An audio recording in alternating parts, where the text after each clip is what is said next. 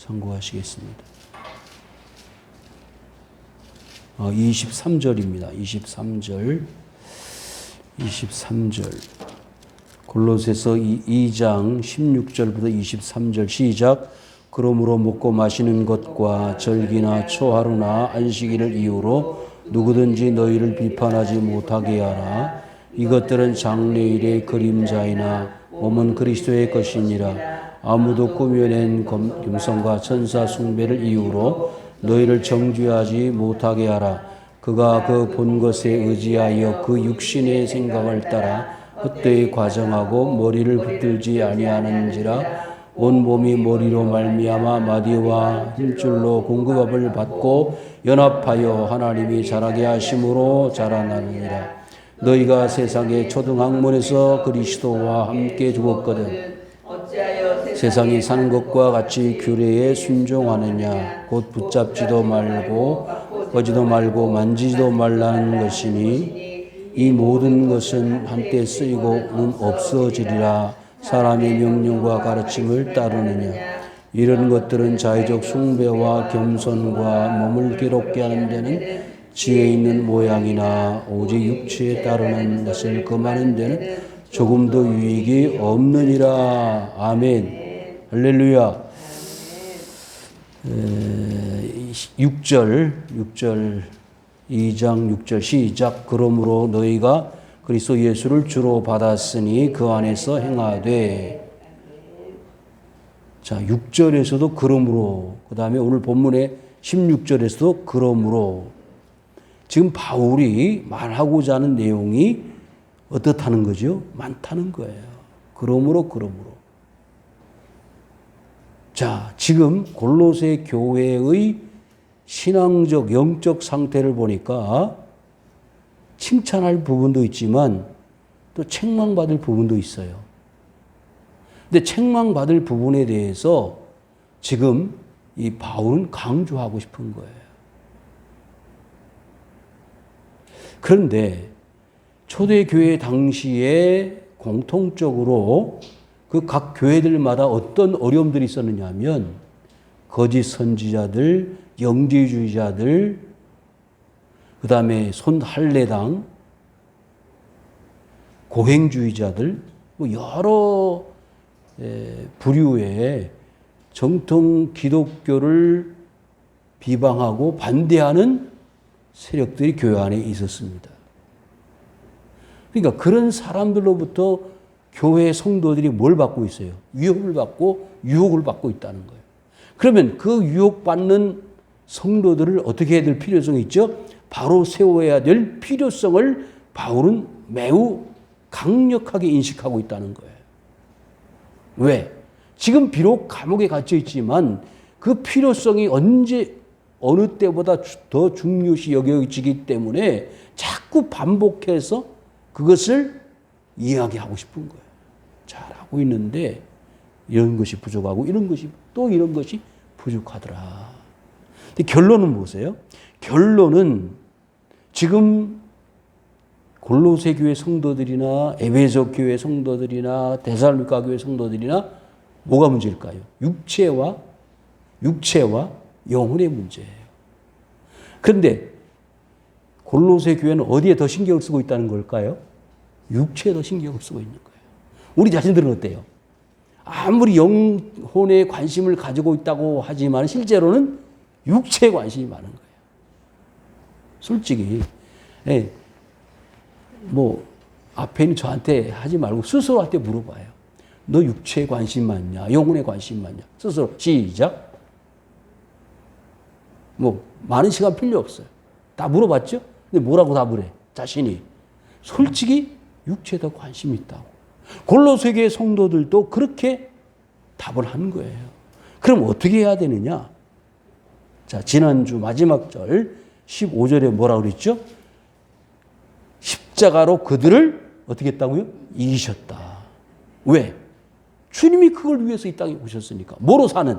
육체로 사는 우리 자신들을 승리하게 하기 위해서 육체로 사는 우리들을 뭘로? 십자가로 이겨내게 만드셨다는 거예요. 그러면 우리는 이제 거기에 관심 가져야 돼요? 관심 안 가져야 돼요? 안 가져야 돼요. 안 가져야도 되는데 자꾸 역시 살다가 보니까 육체를 떠나서는 살 수가 없으니까 육체를 관심을 가지고 사는 거예요. 일주일 동안 한번 생각해봐. 월요일, 화요일, 수요일, 목요일, 금요일. 내 24시간이 7개가 있었는데 24시간 중에서 육체로 사는 시간이 많았어요. 영혼에 관심을 가지고 사는 시간이 많았어요. 솔직히. 그렇잖아요. 24시간이 20시간은 좋게 육체를 위해서 살았을 거예요. 저부터가 그래요. 저부터. 그런데 그 육체로 사는 우리 자신들을 누가 잘 아시는 거예요? 주님이 잘 아시는 거예요. 그래서 뭘로? 십자가로 이겨내셨다 이거예요. 이겨내셨어. 끝났어. 그러면 뭐 해야 돼요? 이제부터 16절부터는 본격적으로 뭐 해야 돼요? 그런 육체의 삶을 끌어내는 절단하는 삶이 뭐예요? 필요하다는 거예요. 더 이상 신경 쓰지 말고, 더 이상 괴롭게 생각하지 말고, 갈등하지 말고 다 내려놔. 다 내려놓으면 십자가로 끝을 내놓으셨는데 뭐가 걱정이 되느냐? 보세요. 먹고 마시는 거, 절기나 초하루나 안식일이나. 그런데 그 당시에 이방인들이라도요. 그 이방인 교회 안에는 누가 있었느냐 하면 유대인들이 있었어요. 디아스포라. 예루살렘에 뭐가 있었어요? 박해가 있었습니다. 박해가 있어서 그 박해를 피해서 도망을 갔거든요. 이리저리 다 이방 나라로 도망을 가는데 그래서 교회를 먼저 찾아가는 거예요. 교회를 찾아가다 보니까 그 이방인 교회 안에 사이드로 가서 자리를 차지하고 신앙생활을 하는 거예요. 누가 주인이야? 실제로는 이방인이 주인인데 객처럼 누가 와 있어요? 유대인들이 와 있는 거예요. 물론 그 교회 주인은 누구예요? 주님이시잖아요. 그런데 그 이방인들이 율법이 뭔지 어떻게 알아? 모세가 누군지 모르잖아요. 그런데도 유독 그 유대인들은 몇 명 안 되는 사람들이 뭘 지키고 있는 거예요? 율법을 지키고 있는 거예요. 그러니까 바울이 감옥에서 볼 때 아니 이방인들을 너희들이 어떻게 율법을 자꾸 변화시켜가지고 유대교로 끌고 가려고 하느냐. 이제 율법은 끝이 난 거야. 뭘로? 십자가로. 자 보세요. 지난주에 어디에 있느냐 하면 11절 시작. 또 그 안에서 너희가 손으로 하지 아니한 할례를 받았으니 곧 유구의 몸을 벗는 것이요 그리스도의 할례니라. 아멘. 손으로 할례를 하지 않았다는 거예요. 할례는 세례는 할례. 그런데 손으로 하지 않는 할례가 있어. 그게 뭐예요? 그리스도의 할례라는 거예요. 그리스도의 세례라는 거예요. 그러면 이제는 끝이 났어. 뭐는 할례 시대는 율법의 시대는 끝이 났는데 아직도 보세요.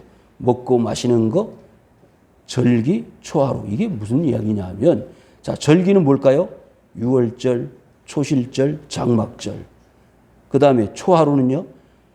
그 달에 아비벌이라든지 무슨 유대력에 의하면 첫 번째 달, 그 달의 첫 번째 날을 하나님께 드렸어.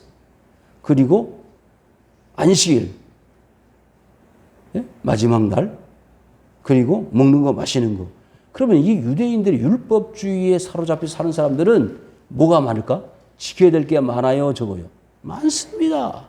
많아도 너무 많아. 그러니까 유대 율법주의자는 자기들도 스스로 이 율법에서 뭘 얻지 못하는 거예요. 자유를 얻지 못해. 그 율법에 매여 사는 거예요. 그런데 자기들도 온전히 지키지 못하는 율법을 누구한테 가르친다? 이방인들이 가르치는 거예요. 답답한 사람들이. 그러니까 바울 입장에서 보면 여러분들이 교회 와서 교회 법을 다 알고 불신자들이 들어올 때 교회 법을 다 가르쳐줘요? 아니잖아요. 모르는 부분도 솔직히 있잖아요. 그런데 완벽하고 완성되어져 가는 신앙은요. 율법을 통해서 완성되는 게 아니에요. 왜? 10가지 계명이 있다. 그럼 10가지 중에서 한 가지만 어기면 그 10가지를 다 어긴 거라 그랬단 말이에요.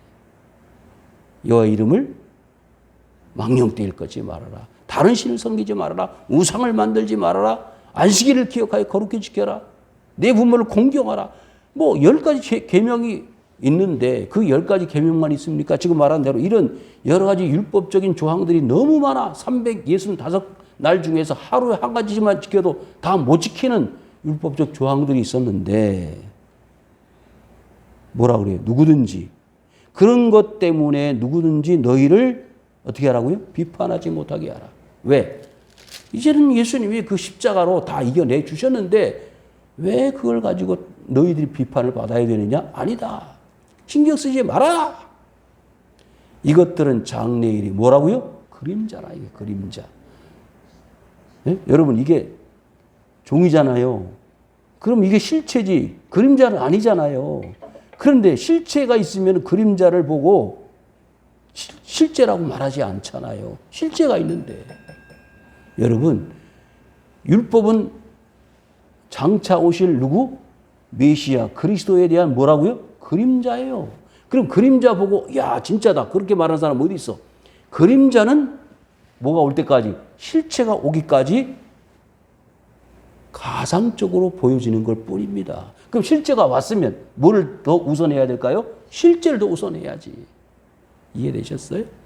그러니까 장래일이 지금 아직 이루어지지 않을 때 그림자로서 그 율법을 진짜 그리스도인 것처럼 섬기는 사람들이 누구냐? 율법주의자들이야. 그러니까 지금 우리는요 정말 감사해야 돼. 왜 감사해야 되느냐? 신구약 66권이 완성 계시되어졌기 때문에. 그런데 옛날에 구약시대는 계시가 미완성이란 말이에요. 그러면 율법만을 가지고 살았던 시대가 낫겠어요? 지금 완성 계시되어진 이때 우리 시대가 낫겠어요? 빨리 대답해봐요. 이해가 안 됐으면 노멘. 지금 이 시대가 훨씬 낫지. 왜? 다 보여졌으니까. 예? 다 보여졌으니까.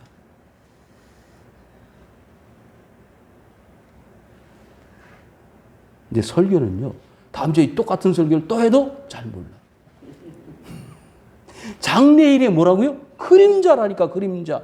그림자 놀이, 그림자 밟기. 제가요.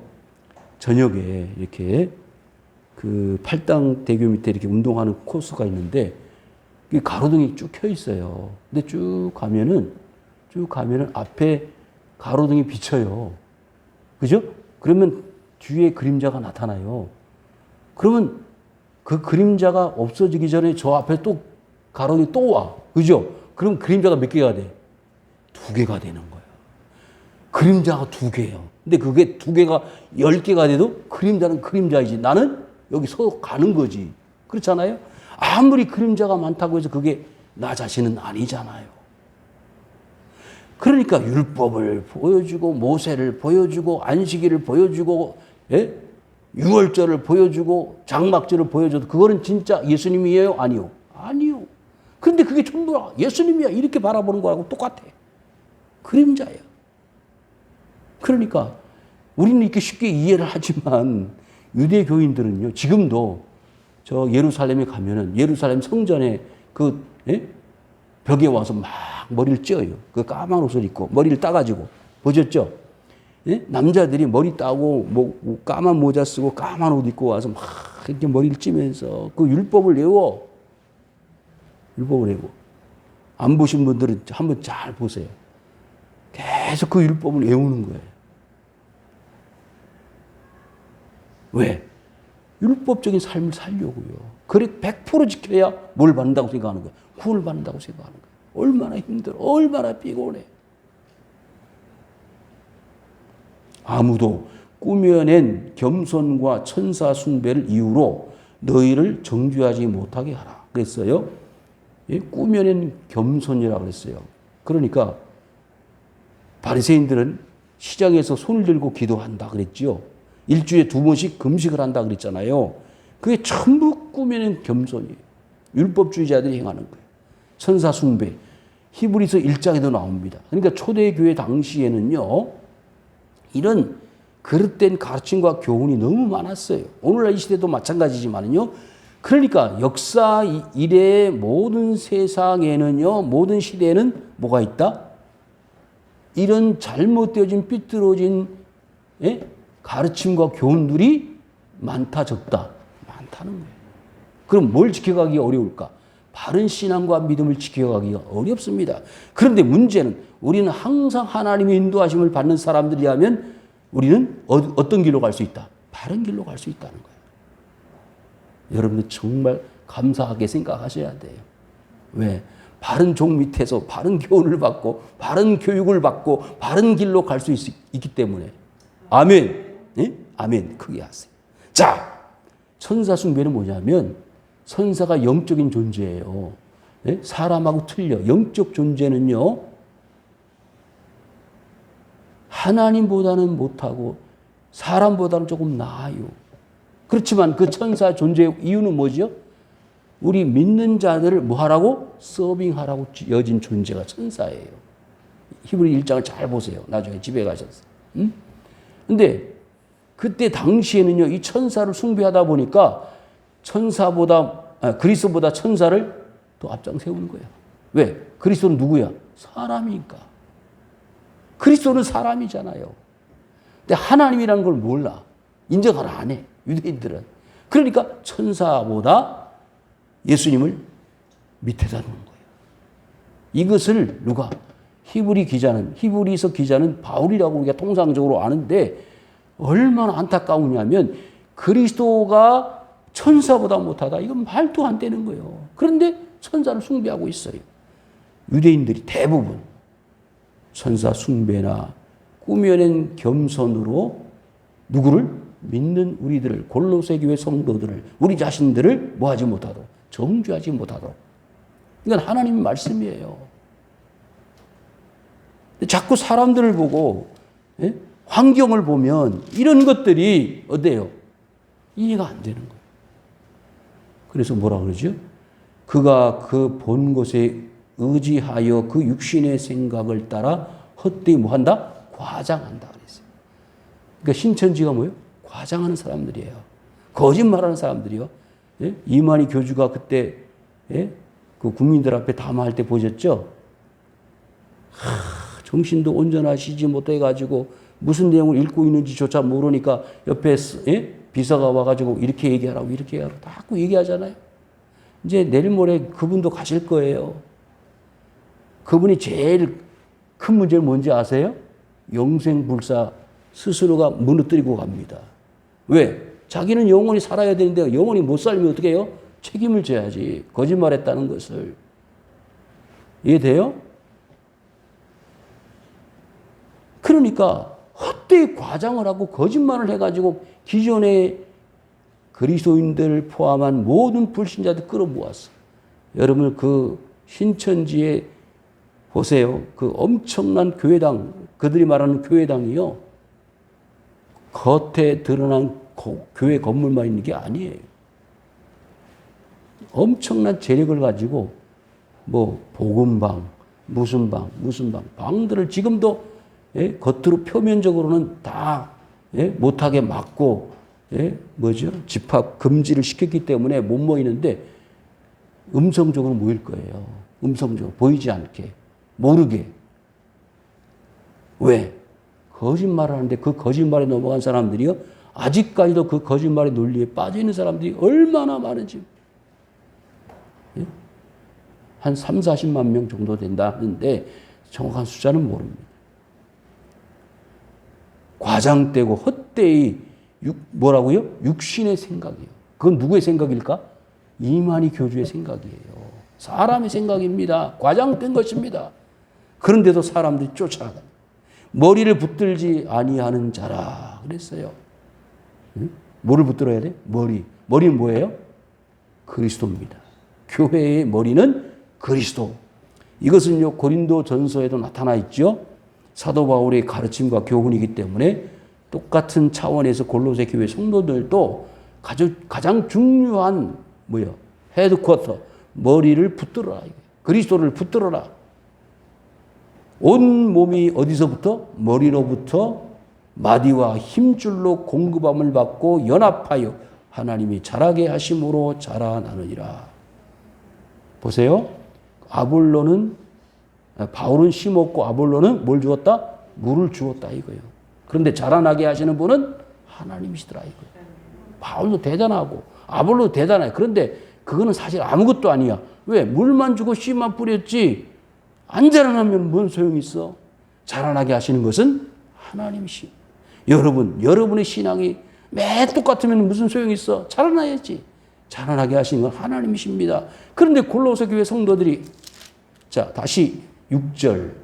너희가 그리스도 예수를 뭘로? 주로 받았으니 그 안에서 행하되. 그 안에서 행하면 어떻게 돼요? 자라나야지. 성숙해야지. 예? 변화가 돼야 되는데 그대로 있어. 왜? 뭘 생각하니까? 육체를 생각하니까. 자꾸 자라나려고 은혜를 받으려고 그러는데 육체가 방해를 해요. 자, 그 동산 중앙에 있는 열매를 먹으면 어떻게 된다? 죽는다. 그걸 받아들여서 수용을 했으면, 하나님과 약속, 계약을 했으면 그대로 따르고 순종을 해야 되는데, 뱀이 옆에 와서 유혹을 하는 거, 그 열매 먹으면 안 죽어. 하나님처럼 되는 거야. 그러니까 하나님이 못 먹게 하는 거야. 뭐요? 육체입니다. 그러면 어떻게 돼요? 자라나기는커녕 죽는다는 거예요. 그러니까 이런 가르침과 교훈을 지금 골로새 교회는 바울을 통해서 배우는 겁니다. 20절. 너희가 세상의 초등학문에서 그리스도와 함께 죽었거든. 이게 중요해. 이거는 죽었거든이라는 말은 사실 죽었다. 예? 죽었다. 끝을 맺는 거예요. 결정문입니다. 세상의 초등학문이라는 말은 사실 초보적인 단계 이런 뜻이에요. 예? 여러분 운전할 때 초보 시절이 있었잖아요. 초보 시절이 어떤 시절이냐? 율법적인 단계에서 이런저런 교훈들과 가르침과 그 교훈들을 받아들일 때에 이런 뜻이에요. 그러니까 앞에서 언급한 모든 내용들은 다 어디에 해당되는 거라고요? 이 초보 단계에 해당되는 거예요. 여러분 신학교 갈 때요. 신학대학을 갈 때는 사실 옛날 중세시대만 해도 뭐든 다 철학이라든지 과학이라든지 뭐 요리문답이라든지 이런 공부들을 다 하고 수사학이라든지 공부를 하고 맨 마지막에 신학을 공부했어요. 그래서 모든 학문의 최고의 수준이 뭐가 있었냐면 신학이 있었어요. 하나님을 아는 학문이다. 그 말이죠. 그러니까 기본적으로 하나님을 알기 위해서는요. 이런 초보적인 단계를 다 공부를 해요. 그리고 맨 마지막에 공부하는 게 신학이었습니다.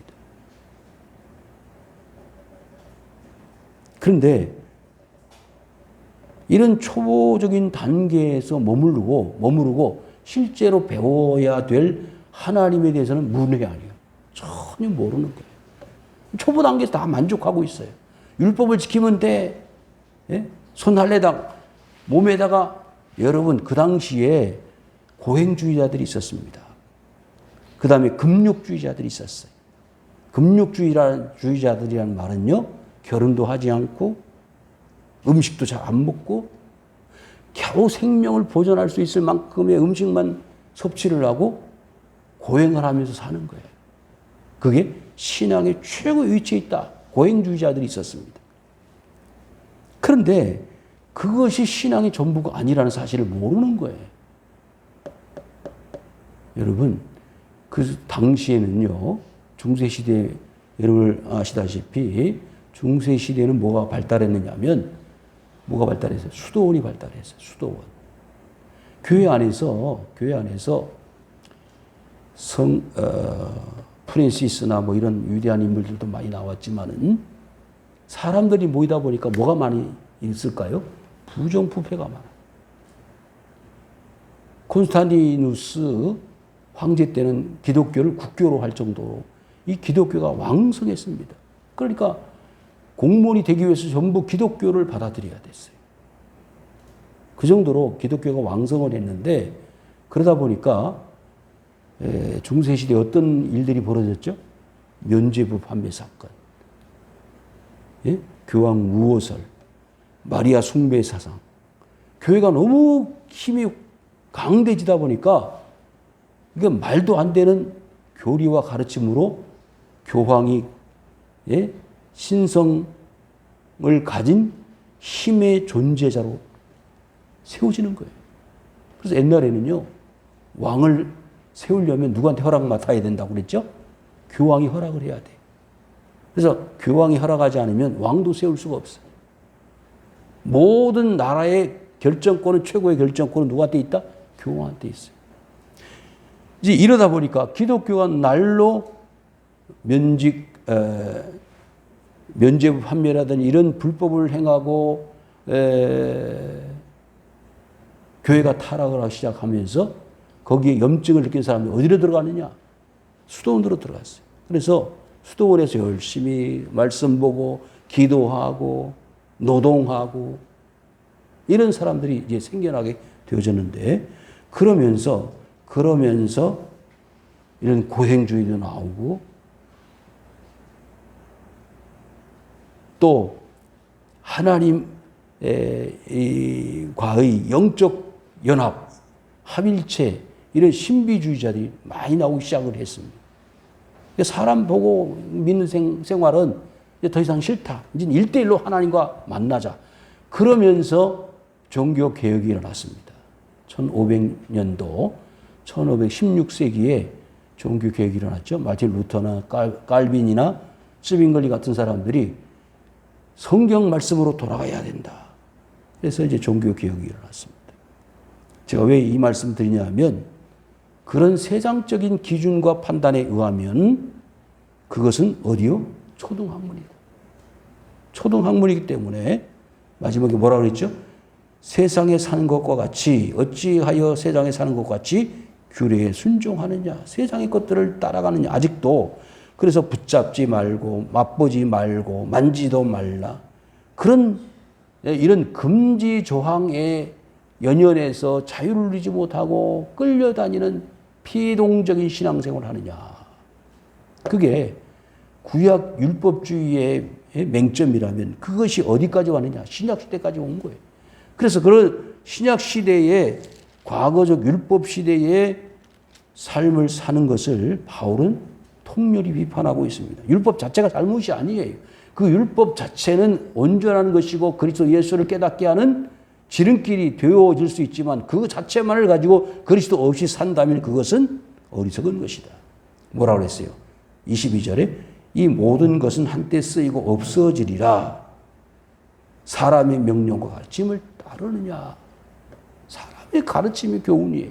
그건 일종의 일회용입니다. 일회용. 구약시대 일회용이에요. 이렇게 표현하면 좀 너무 하다고 생각하실지는 모르겠지만, 한 번 쓰고 없어지는 거라 이 말이에요. 한때 쓰이고는 없어지는 것이다. 그런데 그 한때 쓰고 없어지는 것들을 전부인 것처럼 알고 사는 것이 얼마나 어리석은 일이겠느냐. 마지막 23절 한번 읽겠습니다. 시작. 이런 것들은 자의적 숭배와 겸손과 몸을 괴롭게 하는 데는 지혜 있는 모양이라, 오직 육체를 따르는 조금도 유익 없느니라. 아멘. 육체를 괴롭히는 데는 도움이 돼. 육체를 괴롭혀서 뭐예요? 육체 괴롭혀서 내가 좀 더 거룩하고, 하나님의 그 거룩하신 것 같이 나도 거룩하기 위해서 몸을 학대하고 금식하고 기도하고 이런 것은 좋아요. 그렇지만 그 이상 그 이하도 아무것도 아니에요. 근데 그것을 사람들이 뭐로 생각했느냐? 자신들의 의로 생각을 한 거예요. 바리새인들 보세요. 자기들 그렇게 드러내. 일주일 2번씩 금식하고 박하회양과 근처에 이르기까지 11조를 바치고 철저하게 그런 율법적인 삶을 사는 것을 자신들이 자랑거리로 삼았다. 그거는 이미 하나님하고 거리가 먼 거예요. 그런데 가만히 보면은요, 목사님, 옛날 율법 시대는 끝났잖아요. 자유롭잖아요. 그런데 그 자유를요, 방종하는 이 개신교인들이 너무 많아요. 율법도 없죠. 그렇다고 복음도 없죠.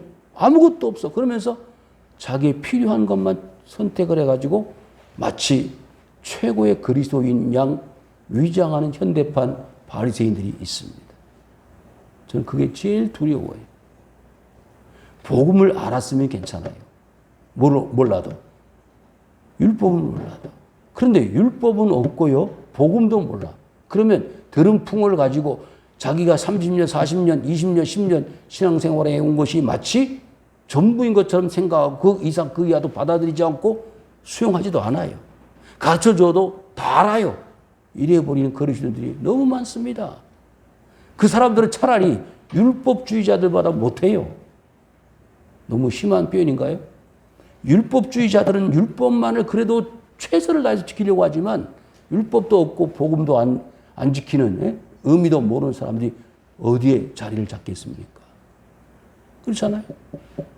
율법을 완전히 이해하는 사람은요, 율법을 잘 지킵니다. 율법은 무거운 거예요, 가벼운 거예요? 가벼운 겁니다. 왜? 그래서 예수를 믿는 믿음 안에 있으면은 율법은 무서운 게 아니에요. 힘든 게 아닙니다. 내가 율법을 지키는 게 아니라 율법을 폐하러 오는 것이 아니라 완성하러 오신 누구를 보니까? 그리스도를 보니까 율법은 힘든 게 아니에요. 내가 지키는 게 아니고 그 율법을 하나님께서 보내주신 그리스도 예수를 따르게 되는 것이 율법이에요. 자, 하나님을 사랑하는 게 율법이에요. 이웃을 사랑하는 게 뭐예요? 율법입니다. 선지자의 대강령이다. 그러면 결국 우리가 첫 번째부터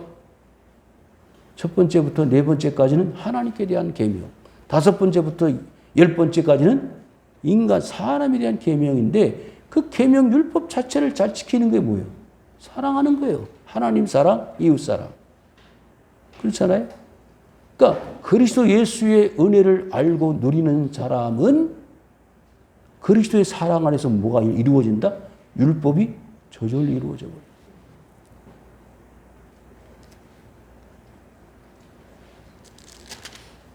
자, 정리합니다. 지금까지 어떻게 보면 골로새 교회는 뭘로 살았다고요? 육체로 살았습니다. 어떻게 보면 우리의 삶도 마찬가지, 이 꼴입니다.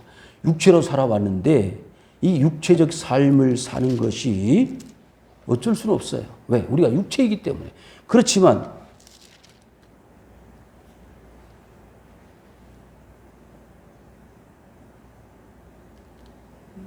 육절 다시 한번 볼까요? 6절. 그러므로 너희가 그리스도 예수를 주로 받았으니 그 안에서 행하라. 그러니까 그리스도 예수를 내가 주인으로 인정하고 내가 신앙의 삶을 살겠다고 결정한 이후부터는 뭐예요? 그리스도 은혜 안에서 말씀 안에서 사는 것으로 뭐예요? 만족하면 그것이 뭐예요? 영적인 삶이에요. 비록 지금까지는 뭘로 살았지만 육체로 살았지만 예수를 믿고 산다고 해서 육체를 완전히 떠날 수는 없잖아요. 범죄 안 할 수는 없잖아요. 그렇지만 그 범죄를 안 하고 말씀 안에 살려고 발버둥 치고 애쓰고 수고하는 것을 누가 알아요? 주님이 알고 바울이 아는 거예요. 골로새 교회 성도들이 애쓰고 수고하는 거 알아요. 그렇지만 아직도 그 육체 안에서 벗어나지 못하는 율법주의적 세상의 교훈과 가르침의 안에서 테두리 안에서 갇혀 사는 사람들이 성도들이 많다는 것을 볼 때 그런 세상의 가르침과 교훈을 벗어나서 하나님 안에서 그리스도 예수로 교훈을 받고 가르침을 받고 헛된 세상의 육체적 그런 유익 없는 삶을 살아가지 말고 유익 있는 그리스도 중심으로 살아가자. 육체를 말고 영혼을 따라가자. 이것이 바울의 가르침이에요. 자, 보세요. 마지막으로 바울이 자유롭습니까? 이 교회 골로새 교회 성도들이 자유롭습니까? 실제로는 골로새 교회 성도들이 왜? 자기들 마음대로 살잖아요. 어디에? 감옥에 갇혀 있는 바울은요, 사실 자유롭지 못합니다. 그러나 영적으로 보면 바울은 매우 자유롭습니다. 오히려 거꾸로 밖에 있는 자유로운 삶을 살아야 될 골로새 교회 성도들이 아직도 자유를 누리지 못해요. 뭐 때문에? 육체를 살고 있기 때문에. 스스로한테 물어봐요. 나는 육체로 사느냐, 영혼으로 사느냐. 그래서 답을 여러분들이 스스로 내리시고 하나님께 더욱 가까워지실 수 있는 성도들이 되시길 주의 이름으로 축원합니다. 이 아버지 하나님.